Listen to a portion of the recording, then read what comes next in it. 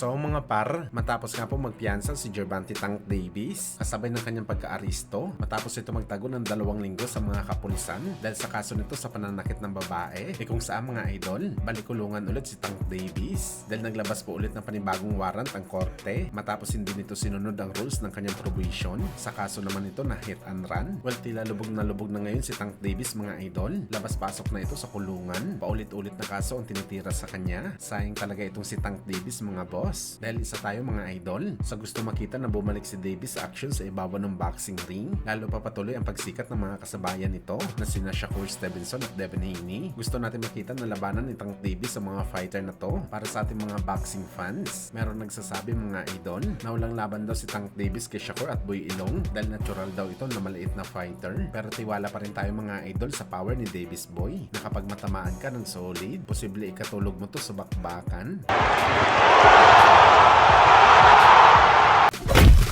Samantala inamin nga po ng WBA welterweight champion na si Rolando Romero ang dahilan kung bakit gusto talaga nito makalaban ang ating pambansang hamao Manny Pacquiao. Bukod daw sa legasiyan na makukuha nito matapos nito talunin si Pacman sa bakbakan, malaki pa daw ang pera na kanyang maibubulsa sa laban nito kontra sa Pinoy legend. Malaking bagay daw para kay Romero na kumubra ng malaking pera sa laban dahil hindi daw alam ng mga boxing fans kung ano ang pinagdaanan nito na hirap. 1 taon pa lang ang nakalipas bago pa nito makalaban si Ryan Garcia sa titulo. Ano yung mga idol, ubos na daw ang kanyang pera. Yun na daw ang pinaka-lowest na party ng kanyang buhay. Ang kapos talaga sa pera. Napakahirap daw maging bro. Parang basura ka na daw mga idol. Kaya nagporsige daw ito na manalo sa laban kay Ryan Garcia. Alam niya na kahit hindi ganun kalaking pera na makukuha niya sa laban kay Bagito. Pero kapag natalo niya ito sa bakbakan, magbubukas sa malaking opportunity kay Romero. Mas papaldo daw ito mga idol. Kaya pinorsige talaga nito ang laban kay Pacman pero hindi natuloy. At ngayon focus na daw ito sa laban kay Conor Ben.